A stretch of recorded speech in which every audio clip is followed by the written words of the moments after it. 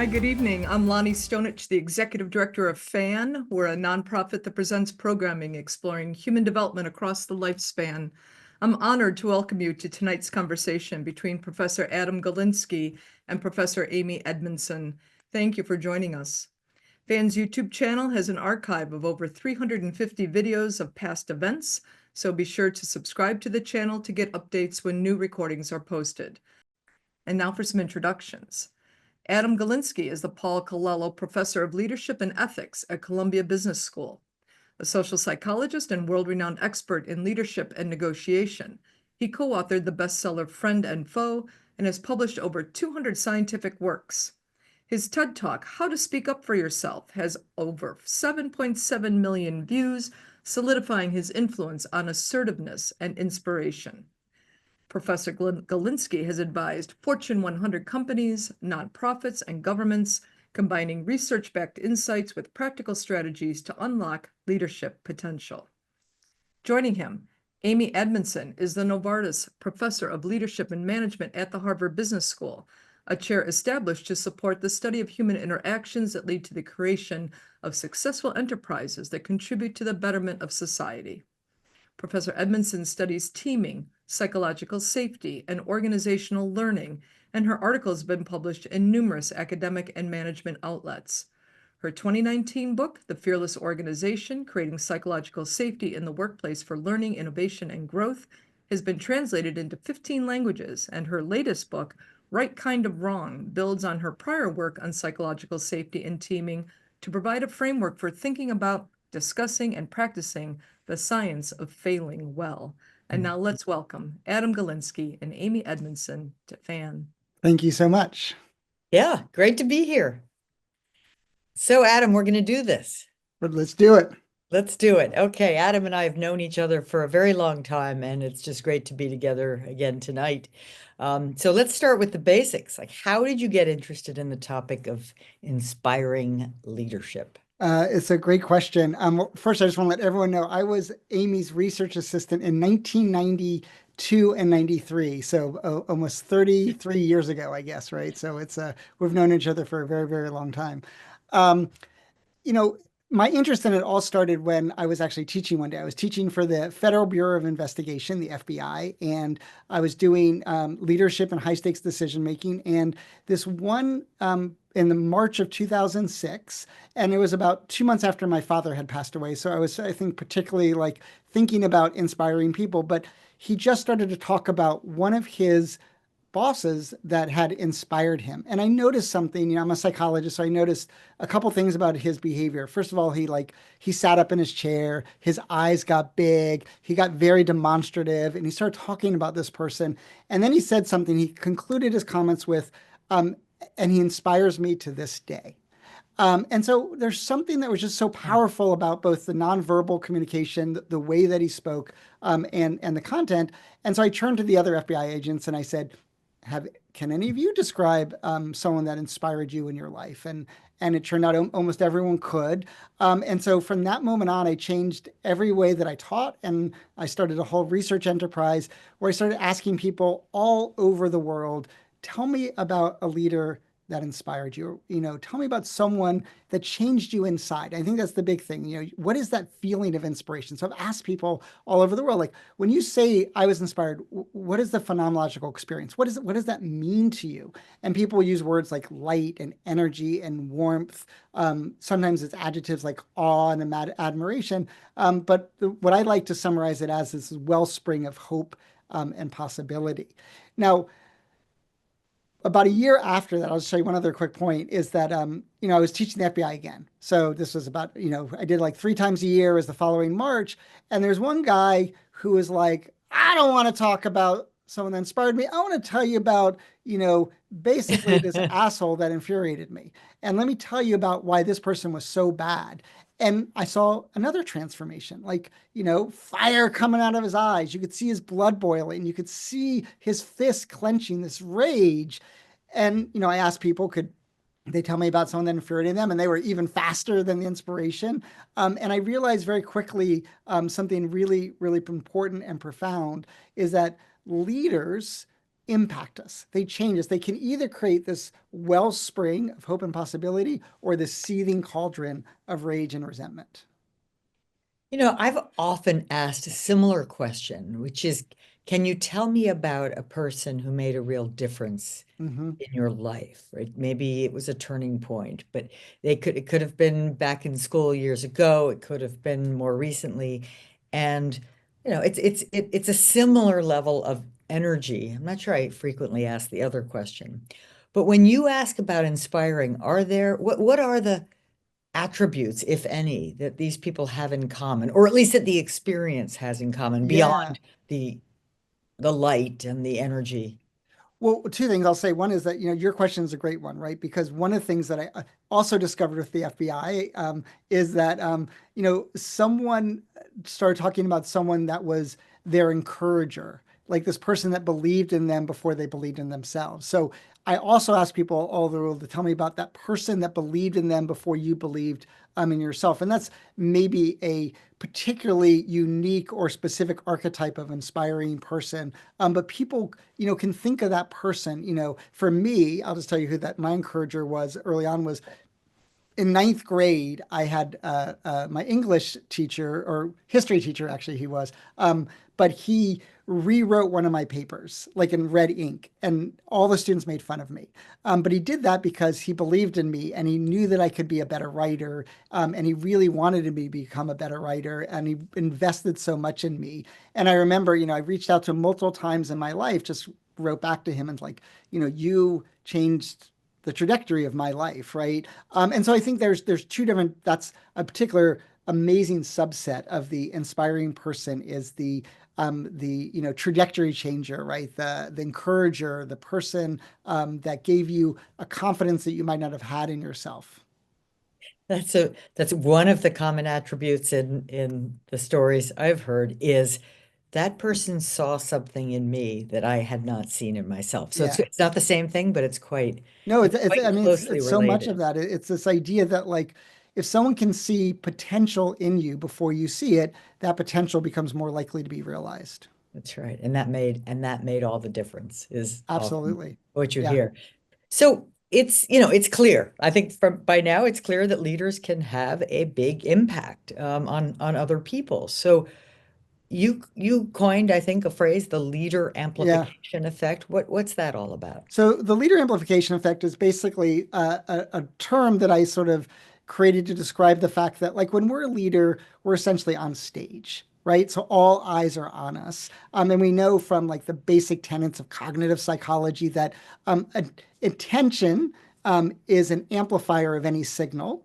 And an intensifier of our reactions. So the best way to think about it is that anything that we're paying attention to is going to be amplifying its signal, and our reactions to it are going to be intensified. And so, before I said this wellspring of hope and possibility or seething cauldron of rage and resentment, and I think one of the most important things, and I'll come back to this in a second, but is that as a leader, as someone that people are looking towards, neutrality isn't an option, right? You're going to have, like, your silence can be deafening, right? And people expect you to say something you don't, then that just echoes, right, in this loud, worrying sound of despair. And so we always are going to have, an impact on people. So it's our constructive comments can become humiliating criticism, right? Mm. But our offhand compliments can become glorious praise. But even our ambiguous comments, like what the one I love the most is, if a friend said to you, "Hey, Amy, I need to talk to you. Can we talk later today?" You'd be like, "Huh, I hope everything's okay. I'm a little worried, but not too much." But then if your boss sent you that same message, "Hey, Amy, I need to talk to you later today. Come by my office." Those scream off, the text, There goes right? the day. Yes, right, exactly. And so, I had an experience when I was in assistant professor where I saw a grad student and I saw her at 9 o'clock in the morning. I Oh, said, "Hey, come by my office at 3 p.m. I need to talk to you." Didn't think much about it because I just wanted to go over some research materials, like literally the most basic thing you do as an advisor and grad student. And she walked in, crouched down, and she, was so, and I was like, "What is going on?" And I told her what I wanted, this little neutral thing, and she slammed her fist on the table and said, "Never do that to me again." I was like, "Oh my God, do what?" And she said, never tell me you need to see me without telling me why. Do you know how much work I got done the last 6 hours? Zero. Like, is Adam mad at me? Is someone else mad at me? Right. And at that moment, I thought she was neurotic.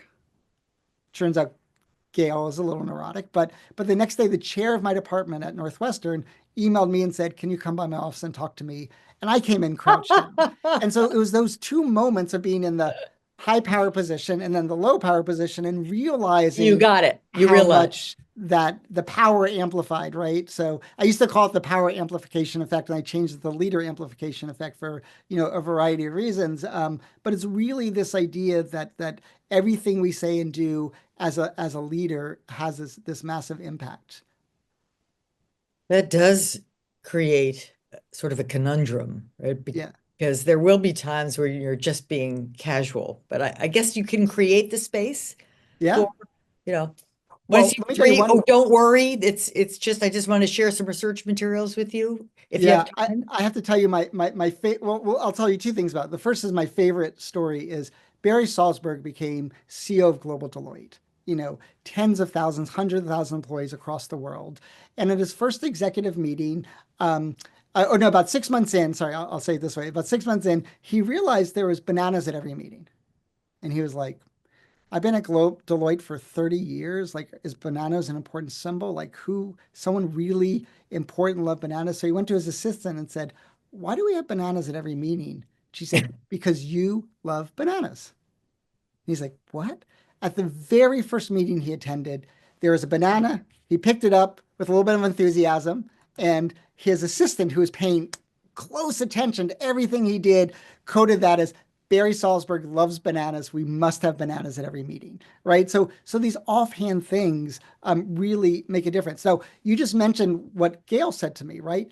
Tell me why you need to talk to me, right? And I think that's one of the most fundamental things is that like you Frame it. realize you can actually solve the problem by paying just a little bit of attention. And you're just trying to signal that your power and leadership is really impacting me. Okay, so you've talked about leaders who inspire, leaders who infuriate. Is this dichotomous? Is it either or are there people in between?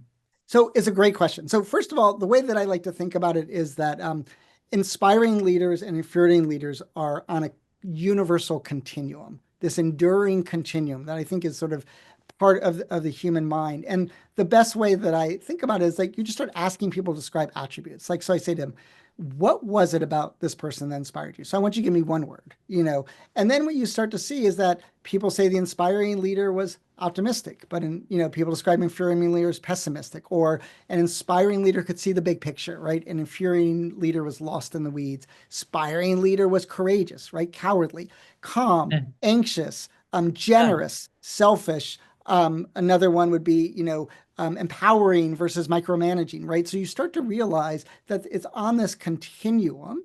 And I think, I basically came up with three, I think, epiphanies or insights in the research I've done. The first is that continuum is made up of three universal factors. So one of the most important things about the research is that if you ask people, I've asked tens of thousands of people across the globe this question, and there's not a single attribute that is mentioned in one country that's not mentioned in every other country in the world. Wow. So it really transcends culture. It is truly universal. Now, one of the reasons why it's universal is because each of these dimensions satisfy a fundamental human need. So I kind of suggested those three dimensions a second ago when I described those ones, but the first dimension is how we see the world, and I call that visionary, right? And so I mentioned, the big picture optimist versus the pedantic pessimist, right? The second one is how we are in the world. I call that the exemplar. And that's the calm, courageous versus the anxious, cowardly person. And then the third is how we interact with others in the world. So I call that the mentor. And, that's the generous elevator empowerer versus the, selfish diminisher and micromanager. And each one of those, so why is visionary universal? It's because it satisfies the fundamental human need for meaning and understanding. And I've done a lot of research showing, for example, that how devastating it is when people lack control, for example, or they lack coherence and understanding. Being an exemplar really satisfies the fundamental human need for protection and safety, right? And also this sense of passion and energy. And then being a mentor satisfies these two really fundamental human needs of a sense of belonging and inclusion on the one hand, and a sense of status. I'm respected and admired by others on the other. Oh, that's great. I think that's a really helpful framework that you can start to see your way into acting on it, right? To sort of do you think people can Right. So change? I think that's one Can we thing I learn think is, these, or is this yeah, just how you are in the world? Sort of sounds like, yeah. maybe you're how you were born.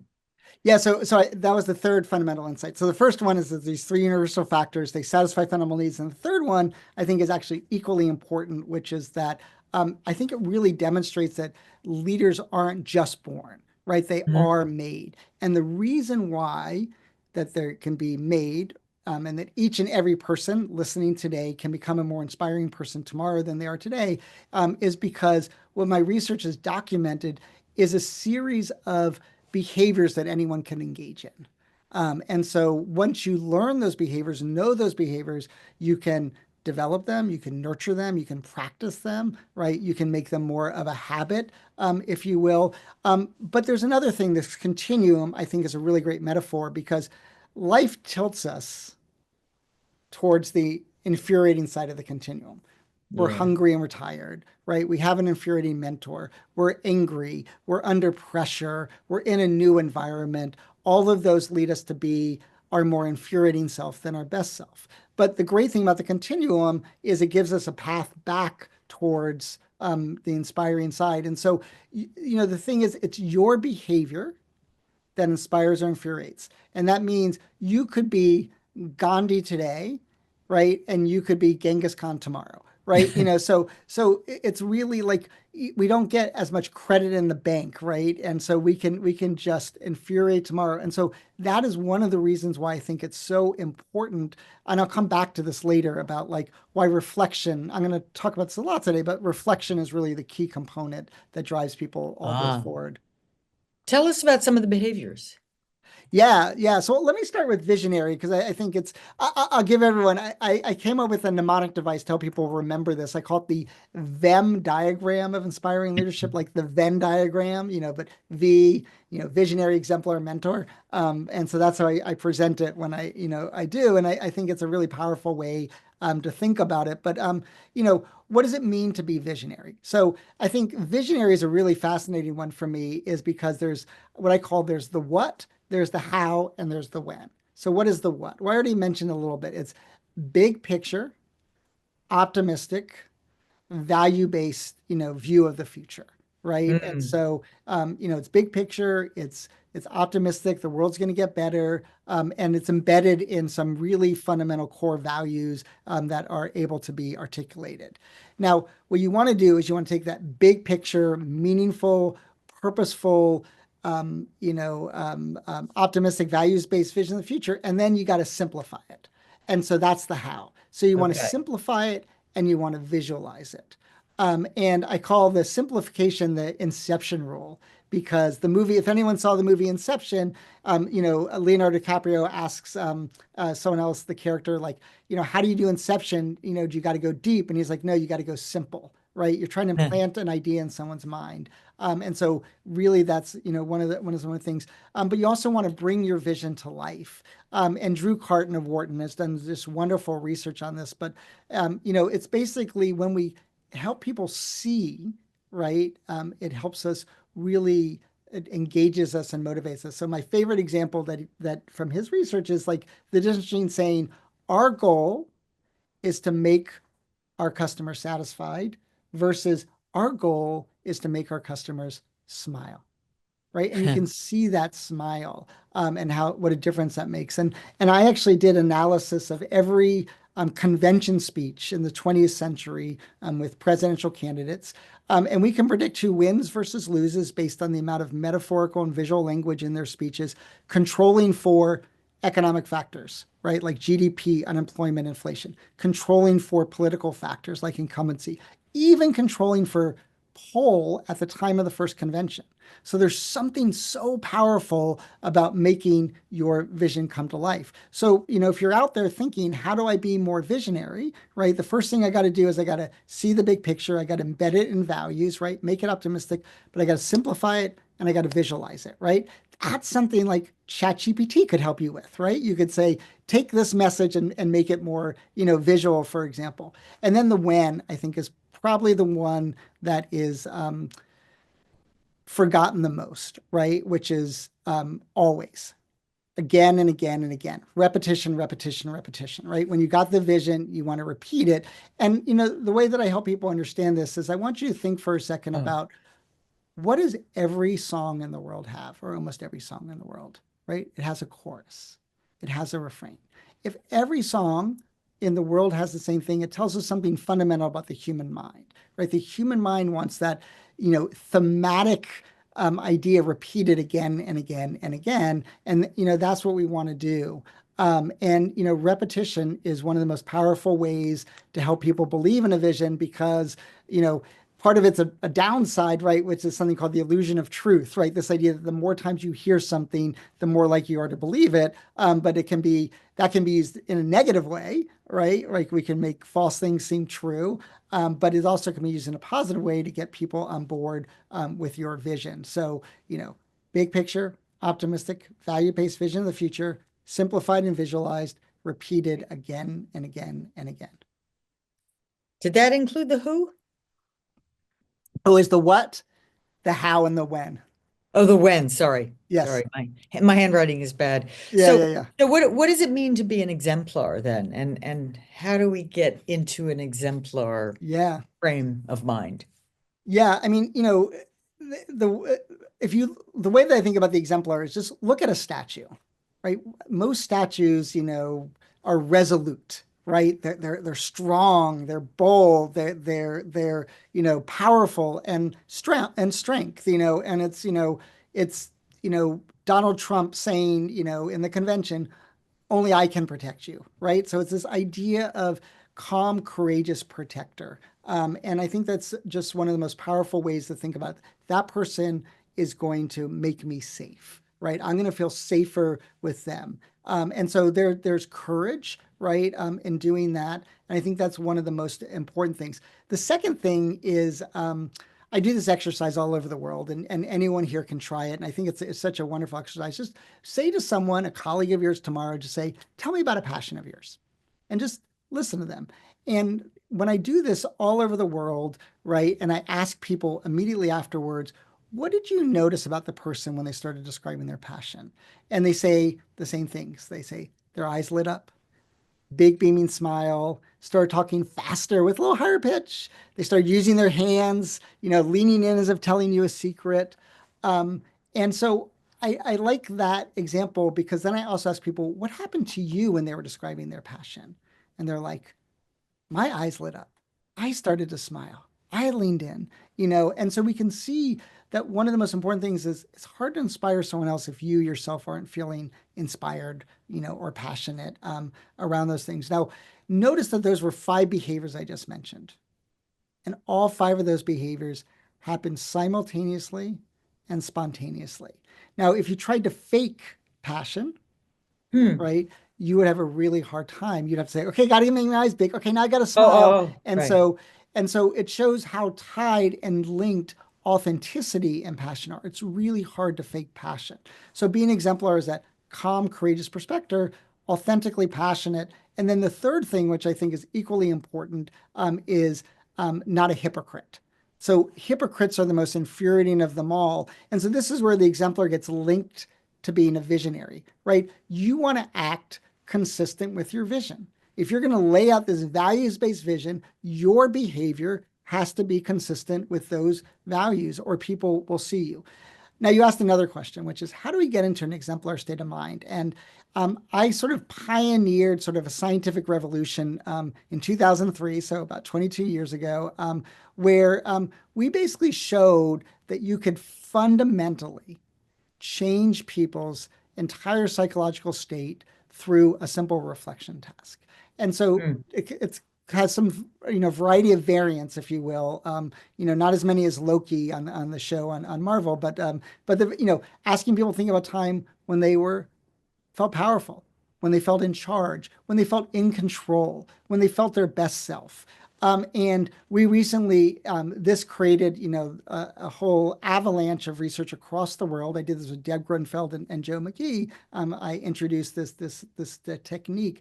And we recently published a paper in PNAS Nexus where we did what's called a P-curve analysis of every study that had ever been done, that using these types of manipulations, and they show clear evidential value. And so I'll tell you so in some of the studies we've done, we show that it makes people more optimistic and see the big picture. So it makes them more visionary. It also makes them feel more authentic.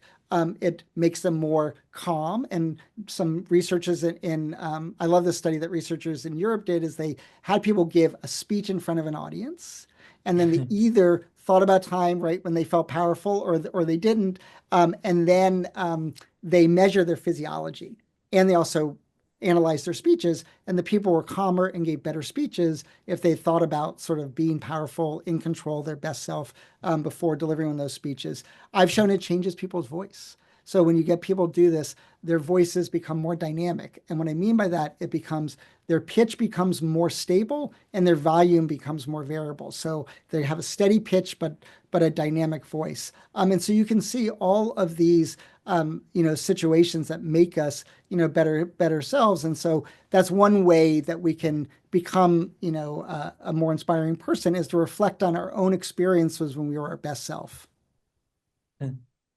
How long does it last? That's a great question. That, we've never studied that. And I would probably say it probably doesn't last past, some period of time. But the other thing we know from research, right, is like, let's say I call time and I power, and then I give a better speech. That better speech is going to give me confidence for the next speech. So the actual thing probably, won't persist, but some of the things do. And I'll tell you, one of my favorite studies we ever did is we brought people in the lab and we assigned 3 people in a group.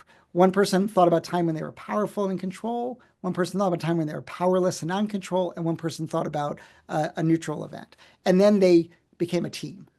And then at the end of an hour, they did something like the Arctic survival task, I think, or something like that. We just said, who's the leader, of the group? And the person who had recalled a time when they were powerful was more likely to be selected as leader. Then we brought them back 2 days later, and we gave them a totally different task. And then we said, who's the leader today? And the person who had been given the power prime 2 days earlier was still more likely to be called the leader. Same group? What's that? Same group. Same group. Yeah. So that persisted. And one of the things we showed is that, the person took a little bit more control of the situation, and then that created precedents and patterns of behaviors, and then persisted, through the next time. So I think it has strong, powerful effects. So you talk about inspiring mentors, expanding the status pie. Yep. Tell us what you mean by that. So if you ask people in any organization, what's one of the most infuriating, frustrating experiences they have, people will come up with people stealing my ideas and not giving me credit. And that's, sometimes done with peers, right? But it's very, very infuriating when we don't feel like we worked hard and it was recognized, or we contributed to a project and we're not mentioned as having, been an important contributor. We saw the Oscars last night, right? Like, are they going to thank me up there? The 40-person crew in New York that worked on Anora, right? He thanked the 40-person crew, not by name, but, bringing them up. And so one of the things I've shown in my research is that, like in negotiations, many people have a belief that status is a limited resource. That if I give you status, I lose status. If I praise you, then you're going to get credit and I'm going to lose credit. And it turns out that's just not true, right? We can expand the status pie. And so what I've shown in my research is that if I get up and someone compliments me, let's say, I'm a consultant and a client compliments me and say, on a presentation, thanks so much, and I also want to acknowledge, Amy did such a tremendous job of helping me frame this, and George, was also really spectacular. You're going to get higher status and be more respected. So is George, but so am I. And so Right. it really expands the status pie. Why do you think that is so rare or so little understood by people? I think part of it comes down to I just published a paper, 2025, January 2025, in the Journal of Personality and Social Psychology called The Vicious Cycle of Status Insecurity. And I Hmm. think a lot of it Ah, is really around feeling insecure. So, one of the things I've shown, for example, going back to visionary, is that when people are feeling insecure about their status, they're more likely to use jargon, right? But we hmm. already know that jargon is an obfuscator. It's not someone, it's not, and so we also show that when people are feeling insecure about their status, they think they have to claim credit to be look good in the eyes of others, but they end up looking less good in Worse. the eyes of others Yeah. on average. And so I think that it's just it's a real. I think this is something I don't talk enough about in the book, but I've really I think come to really recognize since then is probably one of the single biggest drivers of infuriating behavior is insecurity.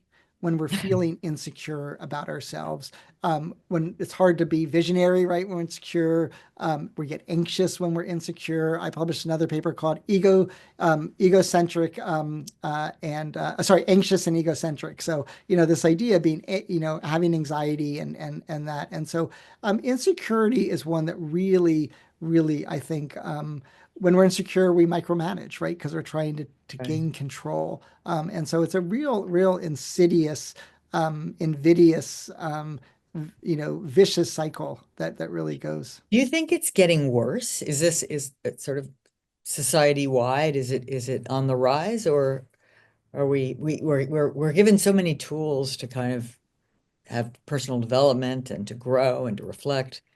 Um, I mean, there's a couple different drivers of insecurity, but one of the biggest drivers of insecurity is social comparison. And I think that's one of the problems of something like, Twitter or even LinkedIn or Facebook, right? We're constantly being exposed to the amazing accomplishments of our colleagues. And then that can make us feel really insecure and feel like, okay, we have to fight and claw for any, sense of respect and admiration in the eyes of others and finding ways to control that. So one of the things that, um,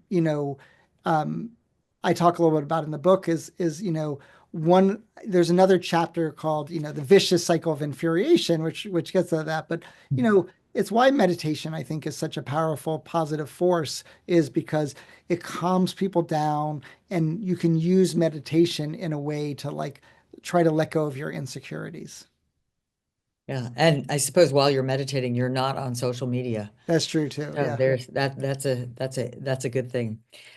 So how do you how do you think about the power or the opportunity for offering choices? Why is that a sort of Yeah, leadership so I think one issue? of them, I mentioned micromanaging, right? And so I think that's one of the examples of that, when we're feeling insecure and the worst micromanagers are people who've newly been appointed to boss-like roles, right? Because they don't know what to do. And it's like, I got to take control. And I think that you know, my first research love, or one of my first research love, is really negotiations. And back in 1998, I was doing teaching. That was the first class I ever taught, in a business school, and I started a project in the 90s that got published in 2019. So sometimes it takes two Wow. decades to get the paper right, but it's one of my favorite papers of all time. And we basically show that in the negotiations, if you offer people like when there's more than one issue on the table, you offer them option A or option B. There's a number of wonderful things that happen, but the most wonderful thing that happens is that you get a better outcome because you can anchor the negotiation aggressively and ambitiously in your favor, but because you're offering choice, you're coming across as flexible. And Mhm. so we actually show in our research that offering choice often expands the pie but you get most of that for yourself. And in, not in all cases, but in most cases, the other side isn't worse off. But they also like you more afterwards. But it works, it works with so many people, we could do it A or B, in this way. And as a negotiation text, it's very powerful, but it's equally powerful as a leadership technique. So this is what you say to your little children who aren't eating their peas. Do you say, would you like to eat your peas with a spoon or with a fork? I mean, it's totally true. And I first discovered it with my niece, Fiona, and my sister-in-law is actually at my house right now, but her daughter would just never get dressed. And so finally she started doing this shirt or that shirt, this Yeah. pant or that pant. And then, when you try to give a whole outfit, there was a problem, but she could do it piece by piece, right? And so that gave her that Choice sense by of choice. control. What's that? Yeah.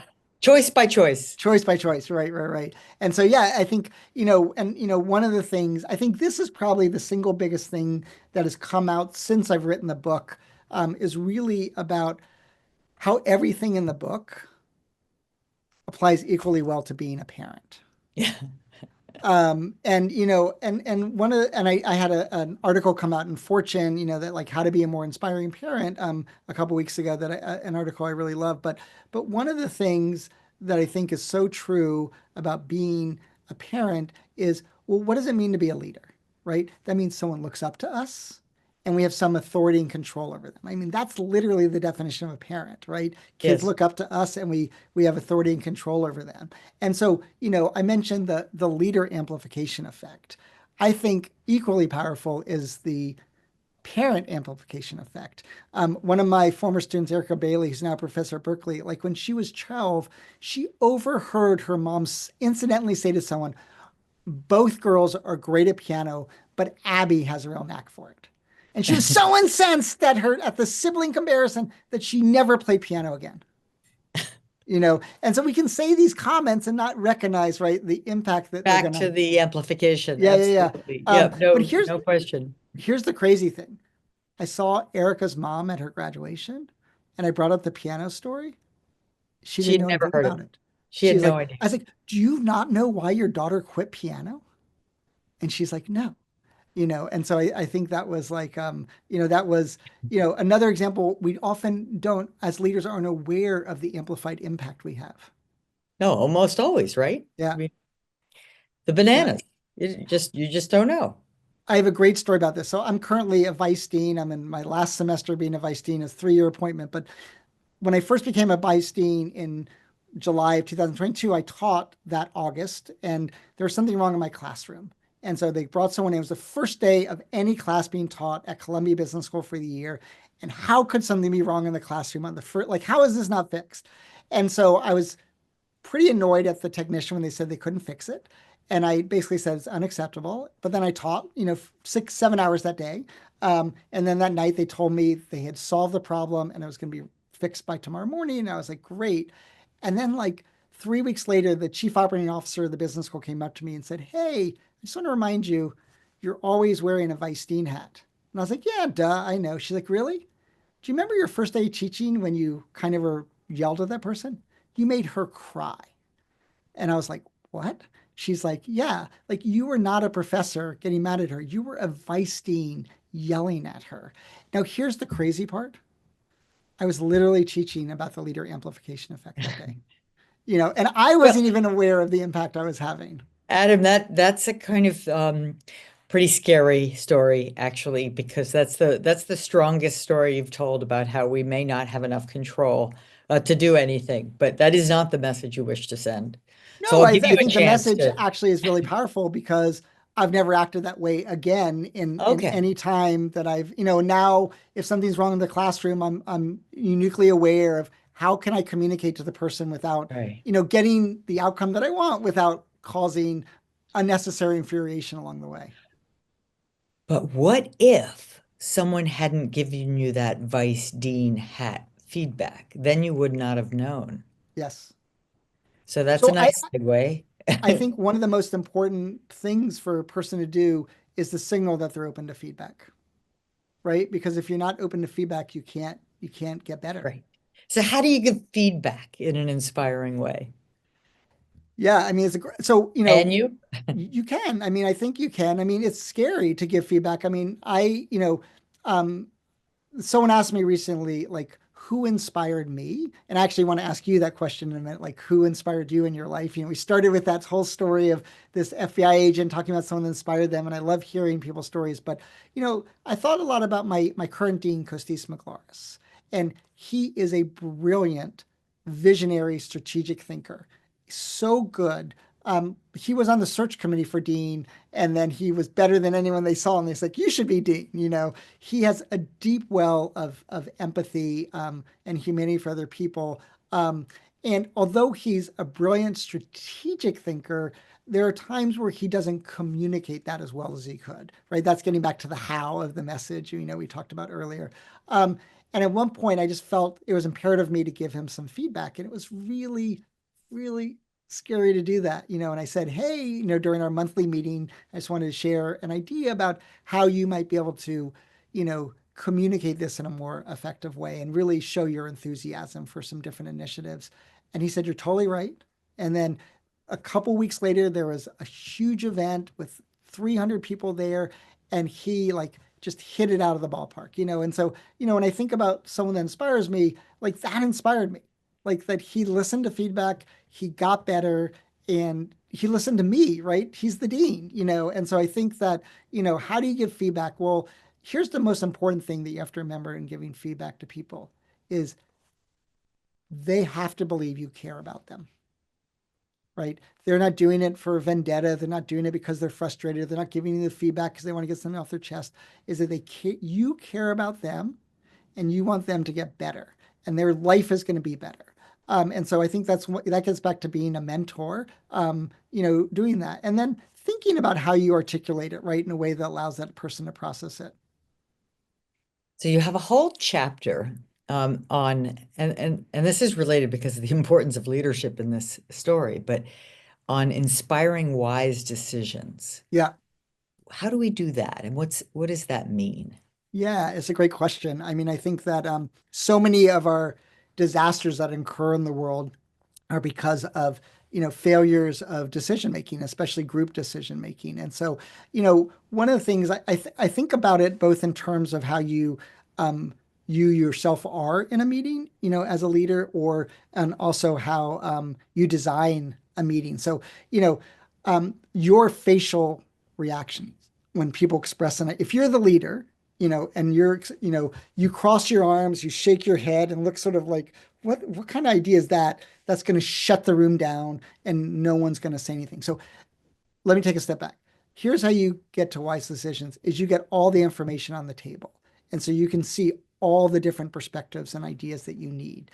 And you don't know who in that room is going to have an experience or an insight that is going to be essential, even if they are the least powerful person. I mean, you teach psychological safety 101, right? But I think there's two ways that we get there. One is how do we acknowledge when people speak up? Do we compliment them or do we discourage them? Are we Simon Cowell, right? With that type of face. But I think equally important is how we set up those meetings. So for just as good examples, like where do you sit?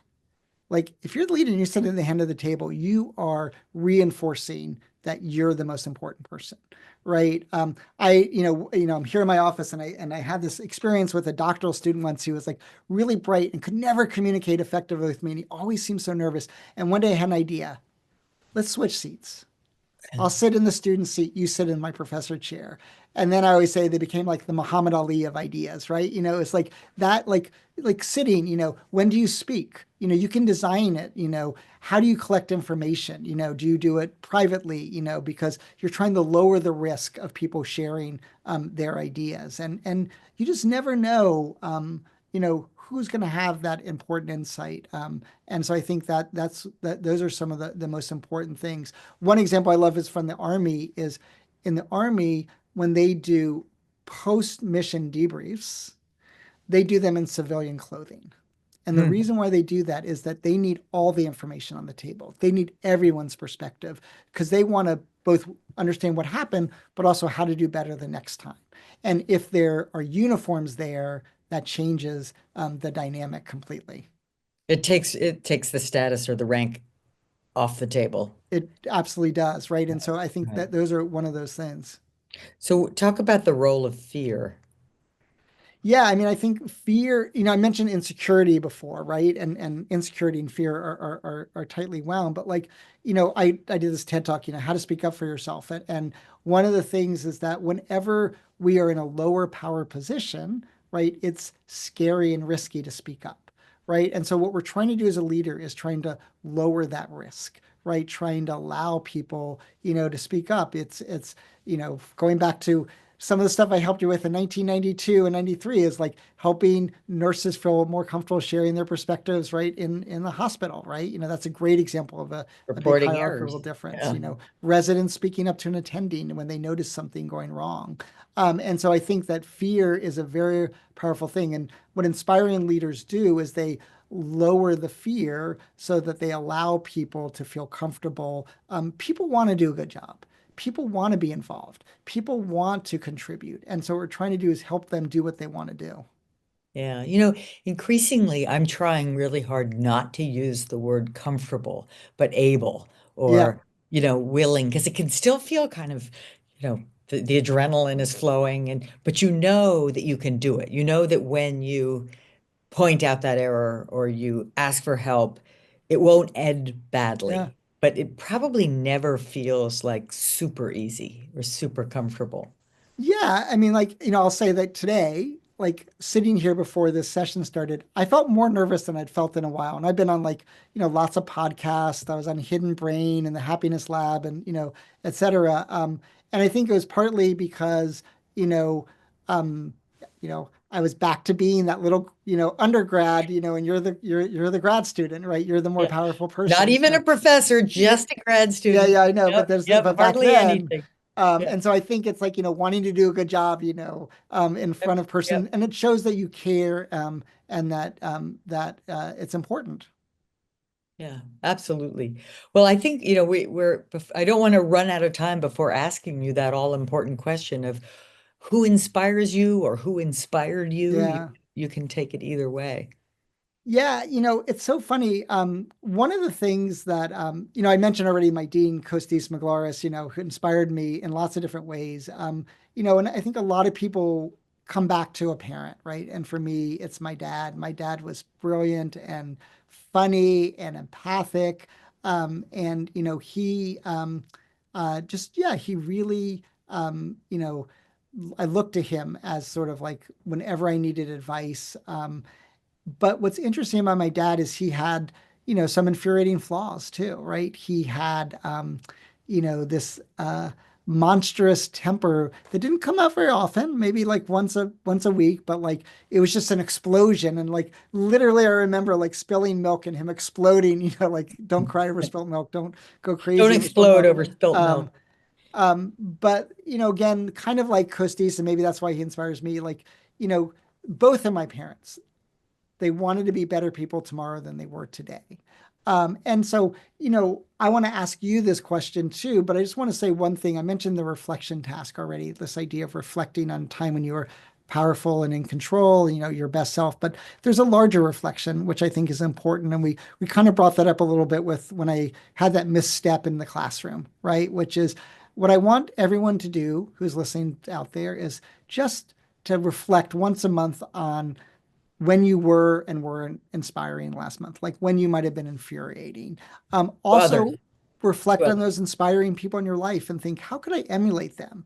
And then Mhm. take that reflection of your own experiences, those reflections of others that impacted you, and then make an intention.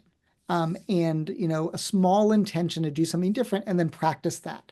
And I actually have created an acronym since the book called REAP. So reap what you sow, like reflect, emulate, intend, and practice. And if you do that on a regular basis, then you might make that misstep like I did in the classroom, but you're not going to make it a second time. And you're going to Mm, become, mm. someone that people are going to much more admire. And it's really true.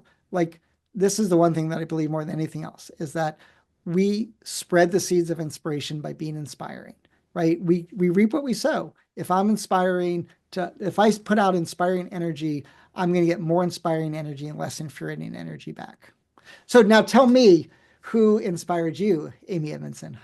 Gosh, there are so many, but I mean it's not hundreds, right? It's just the small signposts along the way, and it's probably it's hard for me to answer that question without going to the original sort of 20-year-old self who was profoundly inspired by Buckminster Fuller. I heard him give a talk down the road at MIT and just went, wow, right? And his message was, we're all here for a reason, and that reason is to make a better world. And you just got to use your minds. You got to team up. You got to wake up and every day and just do what your skills and ideas and background and sources of inspiration tell you need doing, so that you are contributing to that project really of making a better world. And it was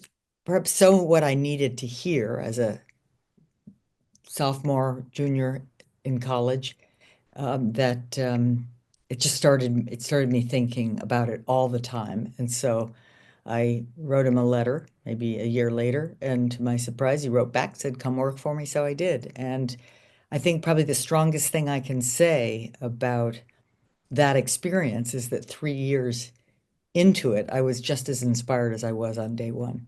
It's amazing. Yeah. It's so funny too, because when I worked with you, I worked with Richard Hackman, and so Richard Hackman was your advisor, and I was his research assistant.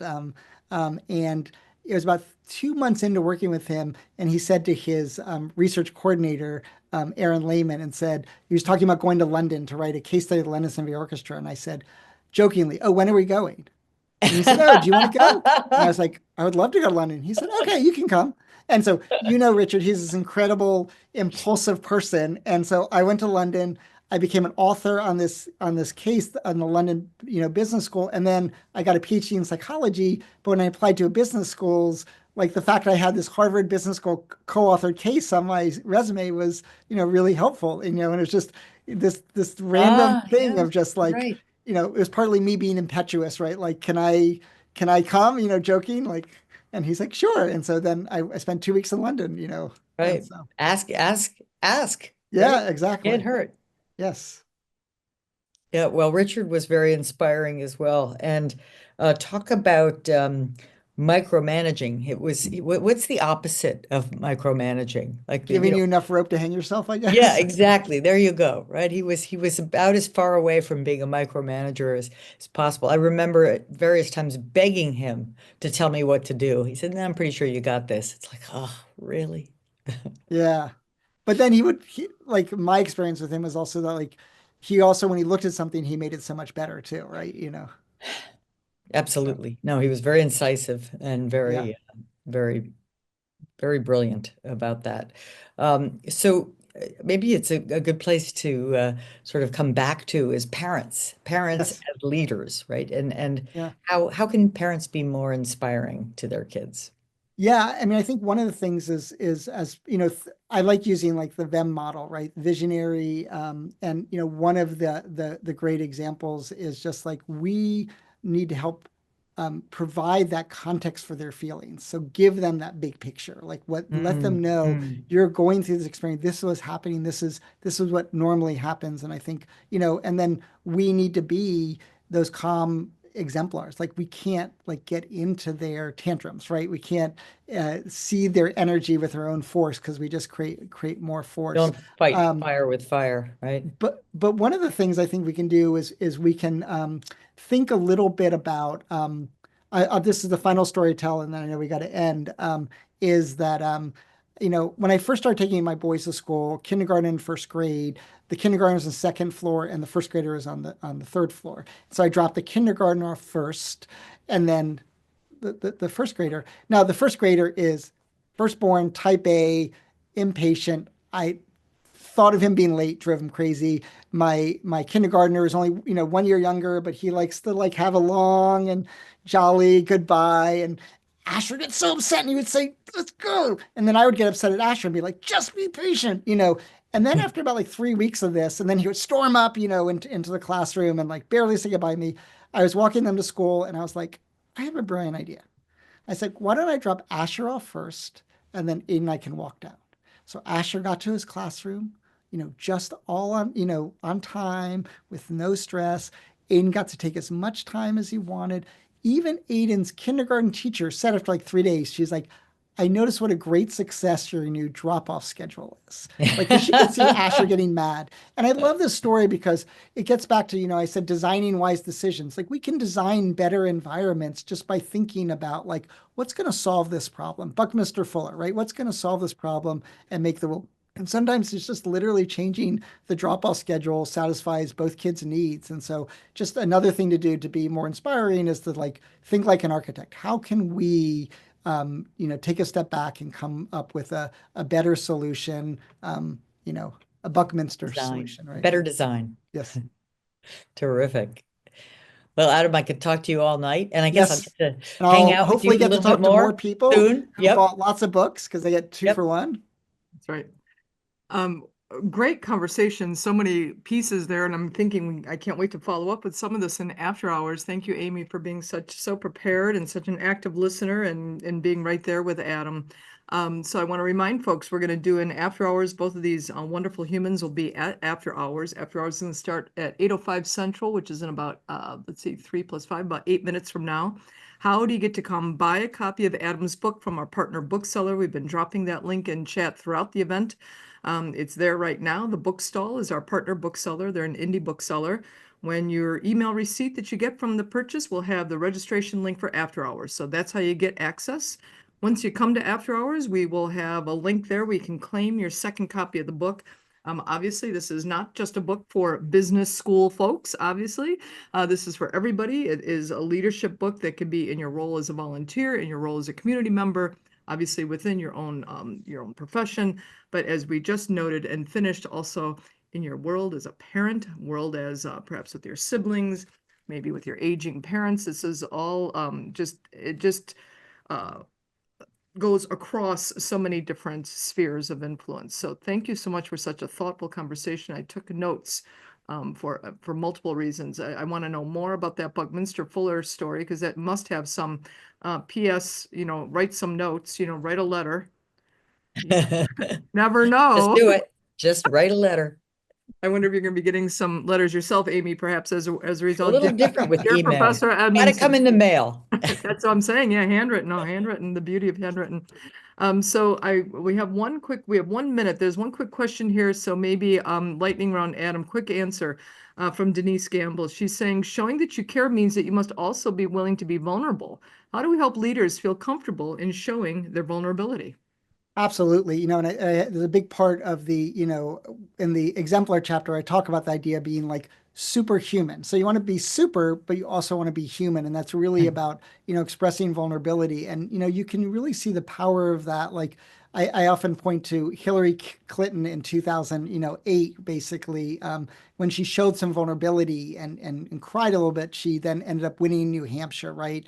I was quoted in the New York Times, they asked me, what did I think about Donald Trump going to, be working at a McDonald's that day? And I thought it was brilliant, right? Because it really showed the sense of like, I'm going to be in the same position of other people. And I think, what I tell people is this, though, this is really important. You want to be superhuman, not human super. And what I mean by that is your vulnerability humanizes you if people already respect you and think that you're really competent. But if you show vulnerability at the very beginning, then there's nothing super for them to see, and they may never see your superness. So vulnerability is really helpful, but it's the second stage event after you've already demonstrated your competence.